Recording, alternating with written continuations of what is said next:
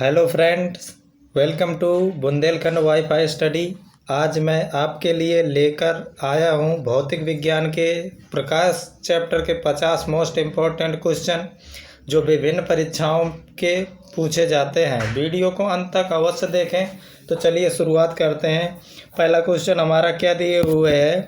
प्रकाश छोटे छोटे कणों से मिलकर बना है जिसे कहते हैं, तो जिसे हम क्या कहते हैं, फोटॉन कहते हैं। यानी ऑप्शन नंबर हमारा डी सही है। अगला क्वेश्चन देखते हैं। अगला क्वेश्चन हमारा क्या है, प्रकाश तरंग किस सिद्धांत मतलब किस प्रकार की तरंग है। तो प्रकाश तरंग हमारी अनुप्रस्थ तरंग होती है। अगला क्वेश्चन देखते हैं। अगला क्वेश्चन हमारा क्या दिया हुआ है, प्रकाश का तरंग सिद्धांत किसके द्वारा प्रस्तावित किया गया था। तो प्रकाश ये प्रस्तावित किया गया था हाइगेंस के द्वारा। अगला क्वेश्चन देखते हैं। हमारा क्या दिए हुए है, निम्नलिखित में से कौन सी घटना यह निर्णय लेने में सहायक होती है कि प्रकाश एक अनुप्रस्थ तरंग है। तो ये कौन सी होती है, ध्रुवीकरण। यानी ऑप्शन नंबर हमारा सी सही होगा। अगला क्वेश्चन देखते हैं। अगला क्वेश्चन क्या दिए हुए है, प्रकाश के विद्युत चुंबकीय स्वरूप की खोज किसने की थी। तो प्रकाश के विद्युत चुंबकीय स्वरूप की खोज मैक्सवेल ने की थी। यानी ऑप्शन नंबर सी सही होगा हमारा। अगला क्वेश्चन देखते हैं। क्वेश्चन नंबर 6 हमारा क्या दिया हुआ है कि किसने सर्वप्रथम यह दिखलाया कि प्रकाश तरंगों का विवर्तन होता है। तो सब दिखलाया था हमारे ग्रेमाल्डी ने। यानी ऑप्शन नंबर ए सही होगा। अगला क्वेश्चन देखते हैं। हमारा क्या दिए हुए है, प्रकाश विद्युत प्रभाव का प्रतिपादन किसने किया था। तो प्रकाश विद्युत प्रभाव का प्रतिपादन आइंस्टीन ने किया था। ऑप्शन नंबर सी सही होगा हमारा। इसके बाद में अगला क्वेश्चन देखते हैं। क्या दिया हुआ है, निम्नलिखित में से कौन सी घटना प्रकाश और ध्वनि दोनों में घटित नहीं होती है। तो ध्रुवण ऐसी घटना है जो केवल और केवल प्रकाश में घटित होती है पर ध्वनि में नहीं घटित होती। इसलिए हमारा क्या सही होगा, ऑप्शन नंबर बी इसका सही होगा। अगला क्वेश्चन देखते हैं। क्वेश्चन नंबर 9 हमारा क्या है, किसी अवरोध की कोर से प्रकाश का मुड़ना क्या कहलाता है। तो किसी अवरोध की कोर से प्रकाश का मुड़ना हमारा कहलाता है ऑप्शन नंबर बी, यानी विवर्तन कहलाता है हमारा। क्वेश्चन नंबर 9 का क्या सही होगा, ऑप्शन नंबर बी सही होगा, विवर्तन कहलाता है। अगला क्वेश्चन देखते हैं। क्वेश्चन नंबर 12 क्या दिए हुए, निम्नलिखित में से कौन सा सिद्धांत प्रकाश के तरंग प्रकृति की पुष्टि करता है। तो ये करता है व्यतिकरण का सिद्धांत। यानी ऑप्शन नंबर बी सही होगा हमारा। ऑप्शन नंबर बी सही है। अगला क्वेश्चन करते हैं। क्वेश्चन दिए हुए, प्रकाश विकिरण की प्रकृति होती है। प्रकाश विकिरण की प्रकृति जो होती है तो वो तरंग एवं कण दोनों के समान होती है। यानी ऑप्शन नंबर सी हमारा करेक्ट आंसर है। अगला क्वेश्चन देखते हैं। क्वेश्चन नंबर 12 जो है, प्रकाश के चिकने पृष्ठ से टकराकर वापस लौटने की घटना को क्या कहते हैं। तो प्रकाश के चिकने पृष्ठ से टकराकर वापस लौटने की घटना को हम प्रकाश का परावर्तन कहते हैं। यानी ऑप्शन नंबर बी हमारा करेक्ट होगा। इसके बाद में देखते हैं। क्वेश्चन नंबर 13 के, प्रकाश में ध्रुवण की घटना से यह सिद्ध होता है कि प्रकाश एक कौन सी तरंग है, अनुप्रस्थ तरंग है। यानी ऑप्शन नंबर सी हमारा सही होगा। अगला क्वेश्चन देखते हैं। क्या दिए हुए हमारा, सूर्य लगभग 4 × 10⁻26 जूल प्रति सेकंड की दर से ऊर्जा दे रहा है। सूर्य से इतनी ऊर्जा निकलने से उसका द्रव्यमान किस दर से कम हो रहा है। तो ये हमारा कितने दर से कम हो रहा है, 4 × 10⁹ किलोग्राम पर सेकंड। यानी ऑप्शन नंबर बी हमारा करेक्ट होगा।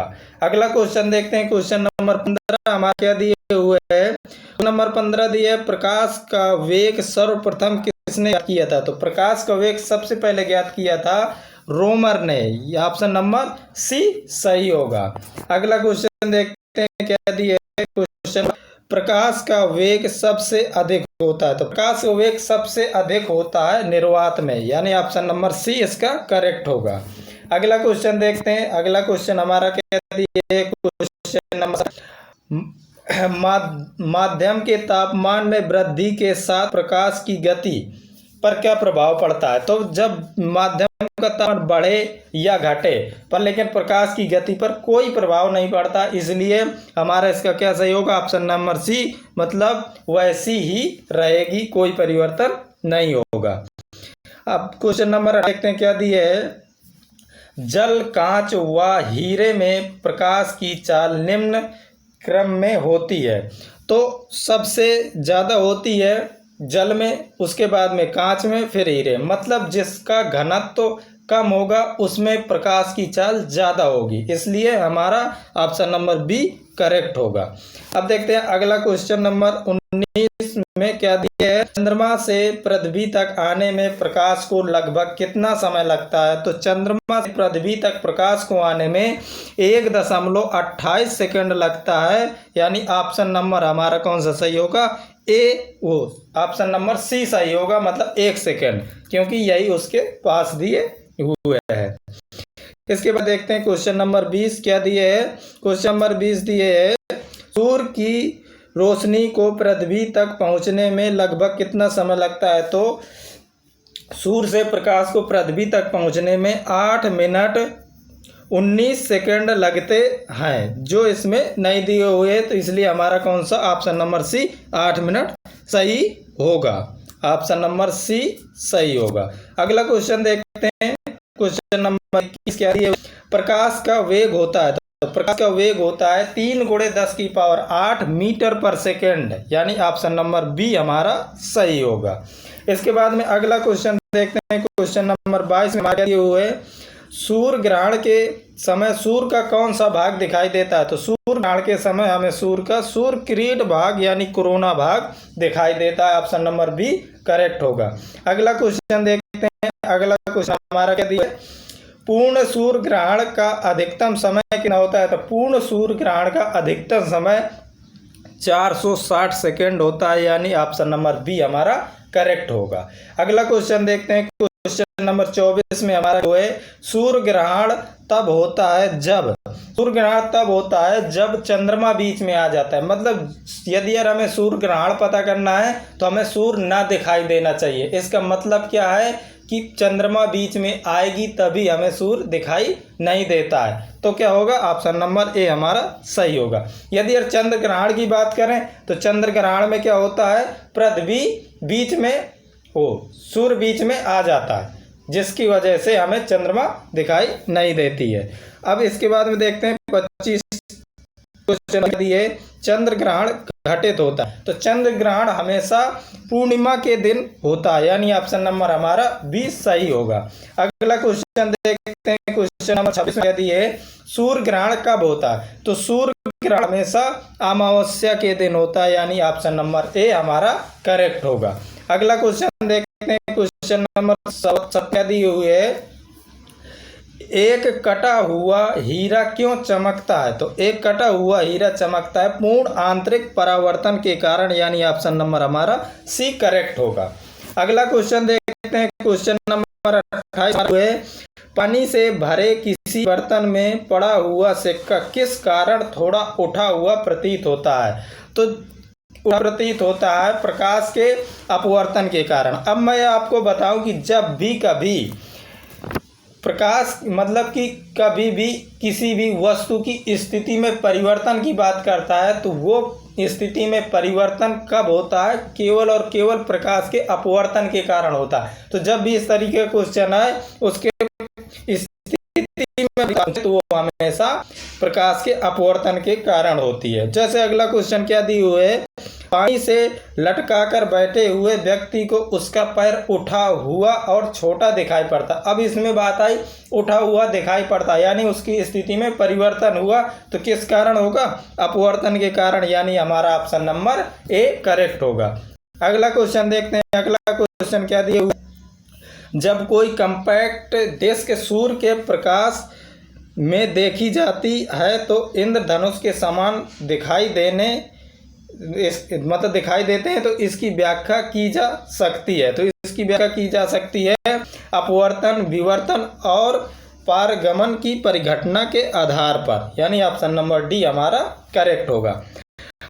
क्वेश्चन देखते हैं, क्या दिए है, जल के अंदर पड़ी हुई मछली किस कारण से अपनी वास्तविक गहराई से कुछ ऊपर उठी हुई प्रतीत होती है। तो इसमें भी स्थिति में परिवर्तन की बात कर रहा है, यानी प्रकाश के अपवर्तन के कारण होगा, यानी ऑप्शन नंबर हमारा बी करेक्ट है।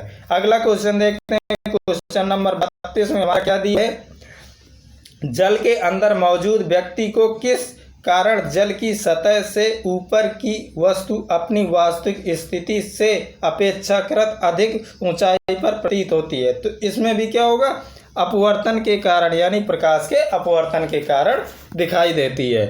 इसके बाद में क्वेश्चन में क्या दिया है, पानी में डूबी हुई एक छड़ी किस संवृत्ति के कारण मुड़ी हुई प्रतीत होती है। तो मुड़ी हुई प्रतीत होती है प्रकाश के अपवर्तन के कारण, यानी ऑप्शन नंबर हमारा सी करेक्ट होगा। अगला क्वेश्चन देखते हैं, क्वेश्चन होते हमारे दिए हुए, जब प्रकाश की किरण विरल माध्यम से सघन माध्यम में जाती है तो वह क्या होता है, जब विरल माध्यम से सघन माध्यम में जाती है तो अभिलंब की ओर झुक जाती है, यानी ऑप्शन नंबर हमारा बी करेक्ट होगा। अगला क्वेश्चन देखते हैं, क्वेश्चन दिए हुए है, पूर्ण आंतरिक परावर्तन होता है जब प्रकाश होता है सघन माध्यम को और आपतन कोण से अधिक के साथ में, यानी ऑप्शन नंबर बी हमारा करेक्ट होगा। अगला क्वेश्चन देखते हैं, क्वेश्चन नंबर 4 दिए हुए, इंद्रधनुष किस कारण से बनता है। इंद्रधनुष अपवर्तन और परावर्तन से बनता है, यानी ऑप्शन नंबर हमारा डी करेक्ट होगा। अगला देखते हैं, क्वेश्चन नंबर 37 हमारा क्या दिया, मृग मरीच का बनाने वाली प्रघटना क्या कहलाती है। तो पूर्ण आंतरिक परावर्तन के कारण बनती है, यानी ऑप्शन नंबर हमारा डी करेक्ट होगा। अगला क्वेश्चन देखते हैं, नंबर 38 हमारा क्या दिए हुए, पेट या शरीर के अन्य आंतरिक अंगों के अवशेषण के लिए प्रयुक्त तकनीकी एंडोस्कोप आधारित होता है।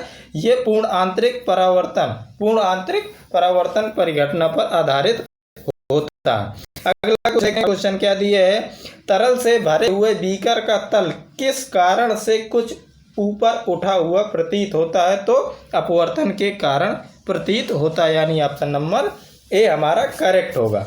अगला क्वेश्चन देखते हैं, क्वेश्चन नंबर 40 के दिए हुए, सूर्य से प्रकाश का आंतरिक परावर्तन हो सकता है यदि प्रकाश क्या हो, सघन माध्यम से विरल माध्यम में जाए, यानी कि हमारा क्या होगा, कांच से वायु में जाए, इसलिए हमारा ऑप्शन नंबर सी करेक्ट होगा। अगला क्वेश्चन देखते हैं, क्वेश्चन नंबर 41 हमारा हुआ है, चटका हुआ कांच चमकीला प्रतीत होता है किस कारण से। पूर्ण आंतरिक परावर्तन के कारण चमकीला प्रतीत होता है, यानी ऑप्शन नंबर डी करेक्ट होगा। अगला क्वेश्चन देखते हैं, क्वेश्चन नंबर क्या दिया है, इंद्रधनुष तब बनते हैं जब सूर्य का प्रकाश वायुमंडल में वर्षा की बूंदों पर गिरने से अपवर्तन और आंतरिक परावर्तन पर होने से, यानी ऑप्शन नंबर हमारा ए करेक्ट होगा।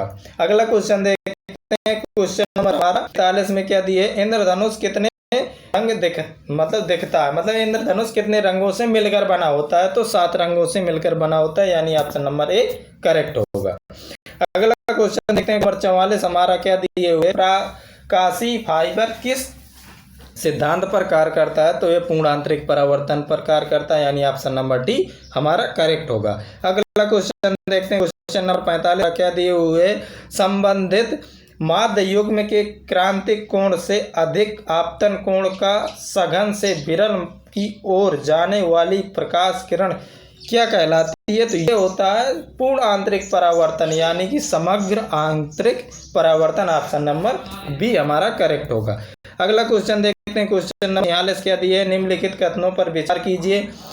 दृष्टि का एक दोष दीर्घ दृष्टि है, मतलब दूर दृष्टि दोष है। तो क्या होगा, कोई व्यक्ति दूरस्थ वस्तु को स्पष्ट नहीं देख सकता है, ये तो गलत है।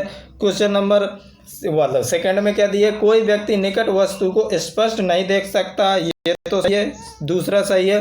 इसके बाद में आँख का निकट बिंदु समान स्थिति से दूर हट जाता है, ये भी सही है। आँख का दूरस्थ बिंदु हटकर आँख की ओर आ जाता है, ये गलत है। यानी कि हमारा दूसरा और तीसरा सही है, इसलिए हमारा क्या नंबर हमारा डी करेक्ट होगा। अगला क्वेश्चन देखते हैं, क्वेश्चन नंबर हमारे क्या दी है, यौगिक सूक्ष्मदर्शी क्या होता है। तो यौगिक सूक्ष्मदर्शी ऐसा सूक्ष्मदर्शी जिसमें लेंसों के दो सेट होते हैं और एक नेत्रकर लेंस होता है और एक नेत्रक लेंस होता है, यानी ऑप्शन नंबर हमारा बी करेक्ट होगा। अगला क्वेश्चन देखते हैं। क्वेश्चन नंबर है, किसके कारण आकाशीय पिंड नीला दिखाई देता है। तो आकाशीय पिंड नीला मतलब आकाश नीला दिखाई देता है, तो हमारा वो दिखाई देता है प्रकीर्णन के कारण, यानी ऑप्शन नंबर सी करेक्ट होगा। अगला क्वेश्चन देखते हैं। क्वेश्चन नंबर 49 हमारा क्या दिया है, जब प्रकाश किरण एक माध्यम से दूसरे माध्यम में जाती है तब उसकी आवृत्ति पर कोई प्रभाव नहीं पड़ता है, यानी कि हमेशा आवृत्ति हमेशा समान रहती है। इसका मतलब ऑप्शन नंबर बी हमारा करेक्ट होगा। अगला क्वेश्चन देखते हैं। क्वेश्चन नंबर 50 मतलब लास्ट क्वेश्चन आंसर क्या है, आकाश नीला दिखाई पड़ता है क्यों। क्योंकि नीले रंग का प्रकीर्णन सबसे अधिक होता है, इसलिए ऑप्शन नंबर ए करेक्ट होगा। ये रहे आपके 50 मोस्ट इम्पोर्टेंट प्रकाश के क्वेश्चन। तो इसी प्रकार से प्रतिदिन आपको क्वेश्चन मतलब एक सीरीज भेजी जाएगी जो आपके एग्जाम को क्वालिफाई करने में सहायता होगी। अब वीडियो पसंद आए तो वीडियो को लाइक कीजिए। यदि आप चाहते हैं कि प्रतिदिन आपको ऐसी क्लास मिले तो चैनल को सब्सक्राइब कीजिए और ज़्यादा से ज़्यादा लोगों के बीच में शेयर कीजिए। तो अब मिलते हैं अगली क्लास में, जब तक के लिए नमस्कार।